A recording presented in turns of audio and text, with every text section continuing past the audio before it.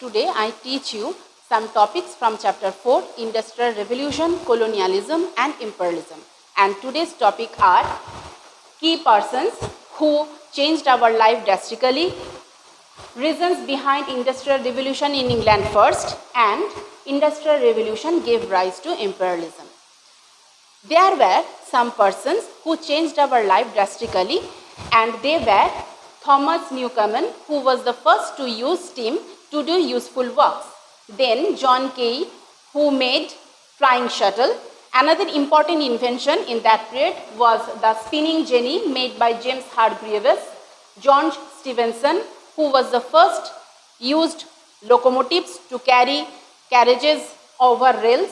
James Watt, who invented steam power and successfully used the power of steam engine to operate the machines. Richard Arkwright, who invented water frame. Graham Bell, who invented telephone system, etc. England was politically stable and unified under a monarchy. The landless farmers who migrated to towns due to enclosure movement in a large number now provided cheap and abundant labor supply for the industries. England had provided necessary capital for investment through overseas trade.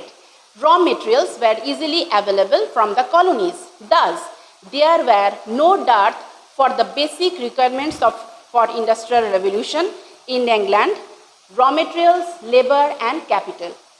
As a result of industrial revolution, two isms grew up, and these are capitalism and colonialism. What is capitalism? Capitalism is an economic system in which the principal means of production, distribution and exchange lie in private hands and operate for profits.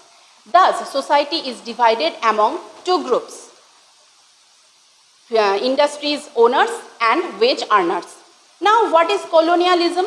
Colonialism is a system whereby to increase production and to control markets to get profits and raw materials, countries try to dominate weaker nations and turn them into their colonies.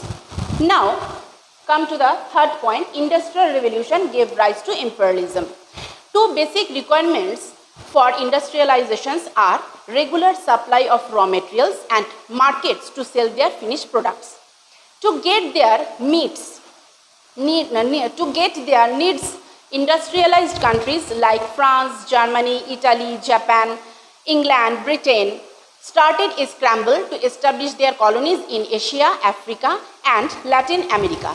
These colonies served both purposes, that is, as a supplier of raw materials and as markets to sell their finished goods. Thus, industrializations gave rise to imperialism. Thank you, students.